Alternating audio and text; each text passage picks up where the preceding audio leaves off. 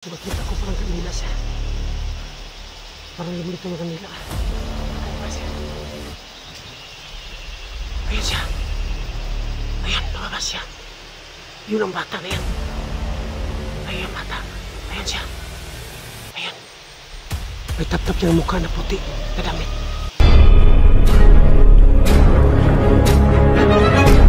Sa gitna ng labanan, makakasama pa rin natin ang ating tunay na kaibigan, Kuya Sando at Binjor.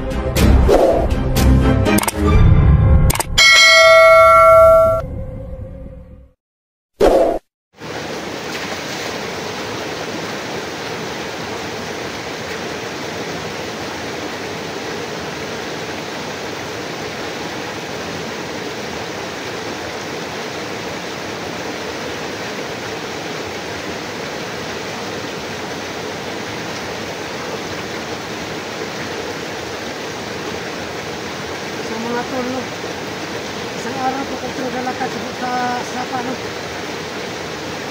Tuloy pa rin ako sa naglalakad dito sa sapa, mga tol. Isang araw po kung naglalakad sa sapa, siguro taas. Pabalik-balik ko sa sapa, mga tol. Hindi ko alam kung anong plano ko. Pagkuruhan talaga ako. Tuloy naman. Wala pa naman ako sapa rin natin. Ulit na ako sa makalakad. Kasi po, ano po, malapit ako yung gabi, no?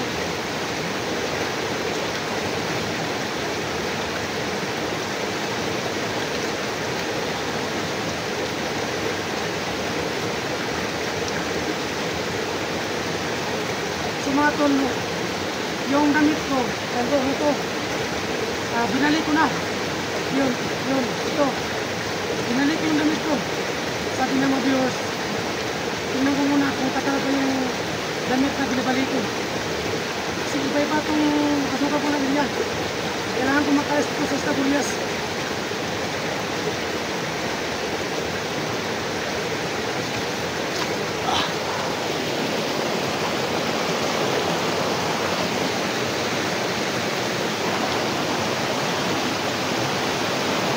So mga tol, no? Malapit na po yung kagabihan.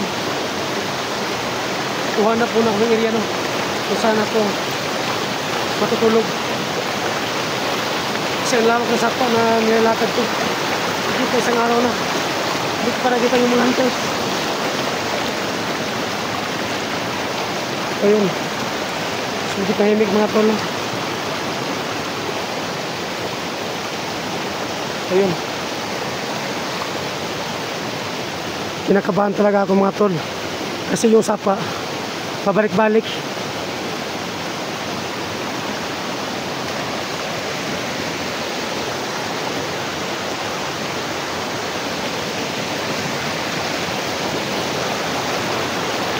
Ayan. So yung daanan. Diyan ako dadaan.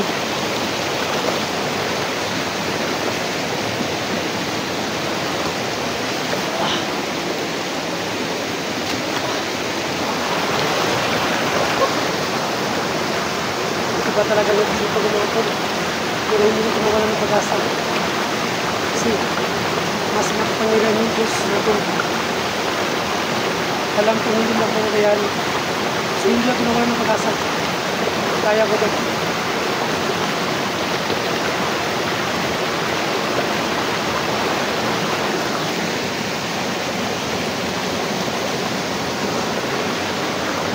So mga tol, malapit na po yung kagabi yun. So maghanap ako ngayon ng area, no, na matulugan ko.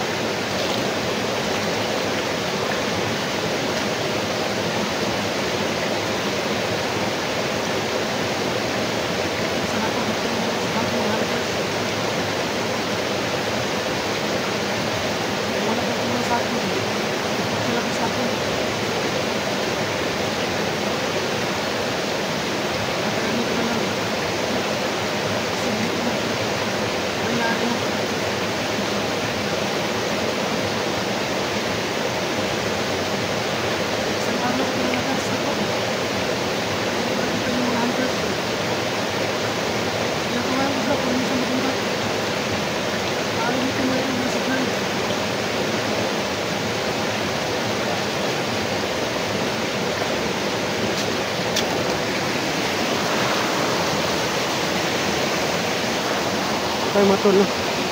Dito muna ako dyan sa gilid ng sapa. Hindi muna ako dyan.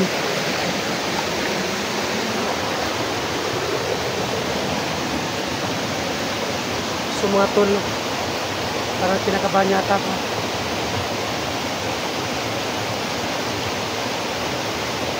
Ayun, niligtad ko ng damit ko. So mga tol, no? Biglang umihit ko ang imat ko para makataba dito. Hindi ko alam kung ano makita ko ngayon. Kung makita mo ako kahit sino. Kasi yung agimat ko parang ano yata umiinit. So kailangan ko mag-ingat. Kasi hindi basta-basta itong lugar na to. Napakadelikado.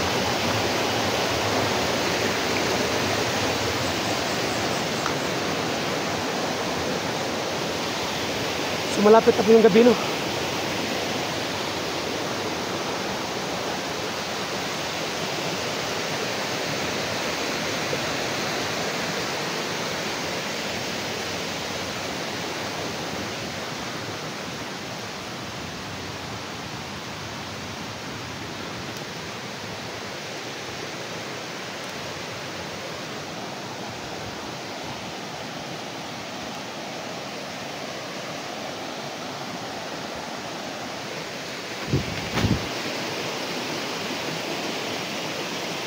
Mga tol, parang umiinit ka kang agimat.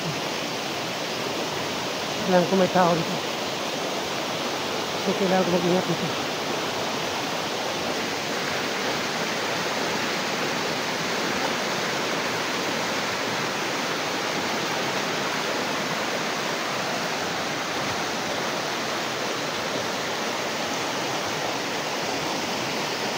Parang lumulubog yata yung sapa mga idol. Ayun siya, parang lumulubog. Kapon medyo puti-puti siya ngayon. Lumulubog yung sapa. Kakaiba dito.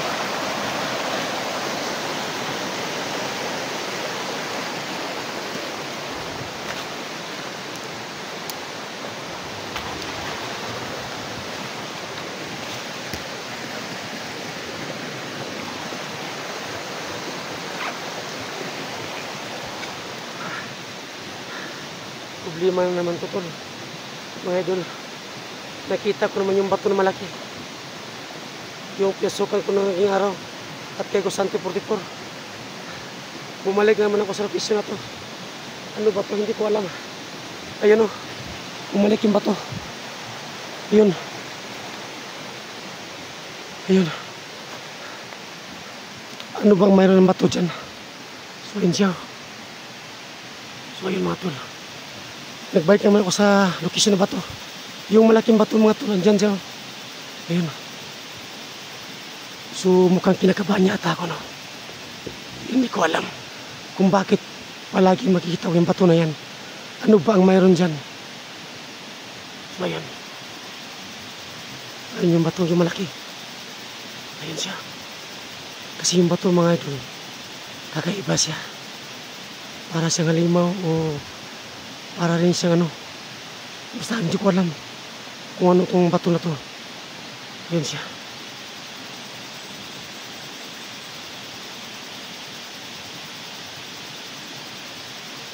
Ayan.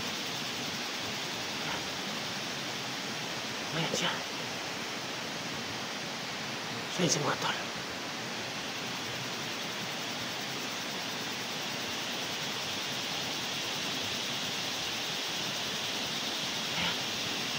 Sumasibol ako sa klit. Ayan yung bato. Ayan siya. Ayan siya. So, dadaan ako sa kaliwa. Ayan siya.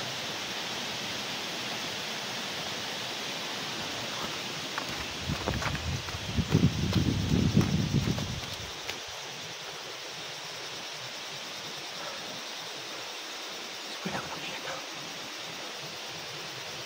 Kinakabahan yata ako.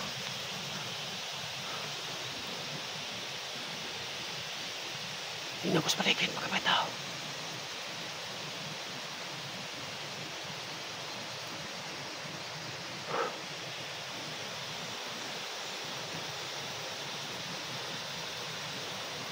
So, tinapos pala yung ginawa kami tao.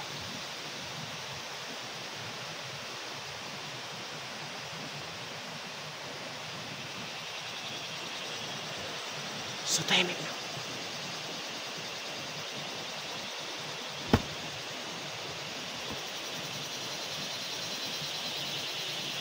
Tahimik.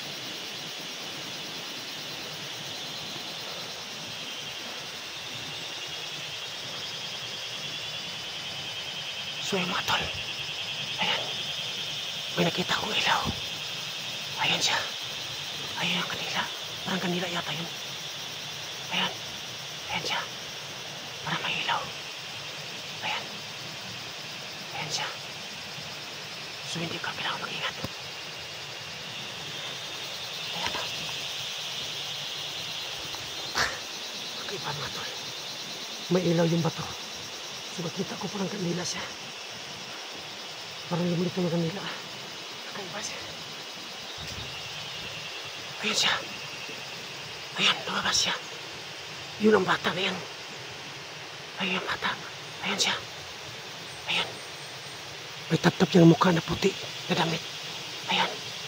Ayan siya. Napitan ko na siya. Hindi ako ang palata.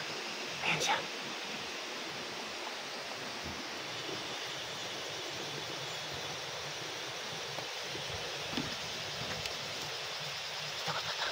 Ayan siya. Ayan siya mga tol. Kakaiba ang tsura niya. Ayan siya. Ayan.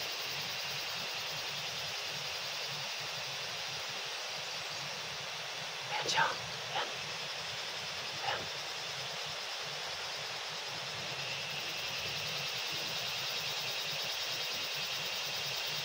Ayan siya. Masik muna ako saglit. Ayan siya. Ako muna ako. Ayan siya.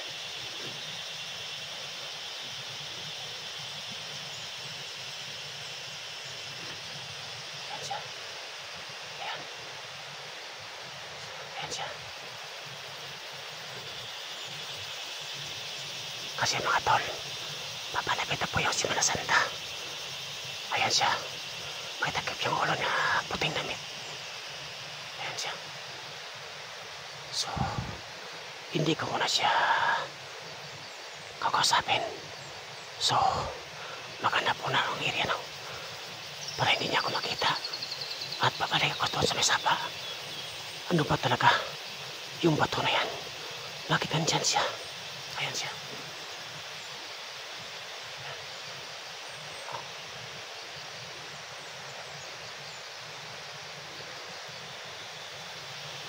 Ayan siya.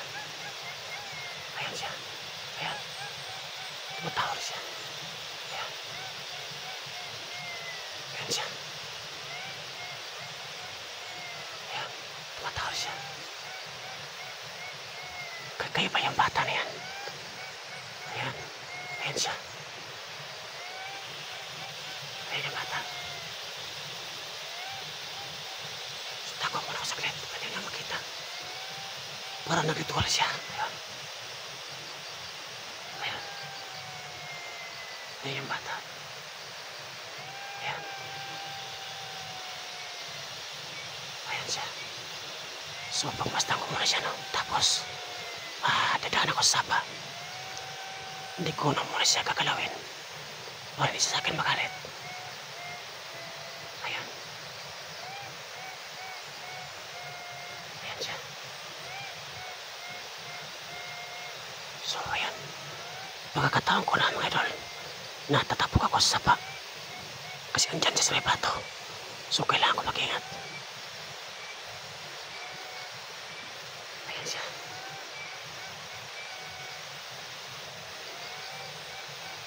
So, mga tolo, aalis muna ako. Pagkakataon ko na ito na dadaan sa sapa. Kasi andyan lang siya. Ayan.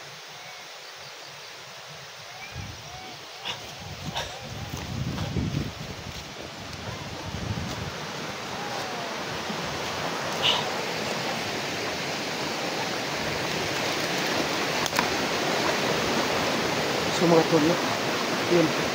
Andun yung bata sa may bato. Ganun talaga mga idol, kapag malapit na po yung Semana Santa. Ang alam ko lang mga idol, kapag hindi ako ito nakalabas, so pagkatapos ng Semana Santa, baka andito na ako makalabas mo sa Estaburias. So kailangan ko ito mag-ingat. So ngayon mga tol, dyan ako nagaan sa may sapa. Yan. Puno yung paglakad ko. Dyan. So ngayon naman, yung bata, medyo andyan sa bato. So ngayon po, maglalakad ako sa sapa. Kasi hindi ko muna sa gagalawin. At hindi ko sa babarilin. So ngayon mga tol, abangan niyo po ang next video ko. So patuloy ako sa paglakad dito.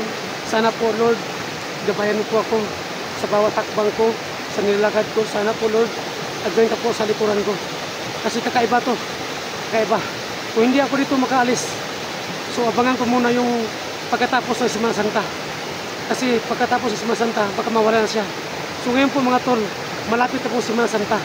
So, God bless po. Ingat po kayo. At pati sa akin, God bless yung lahat.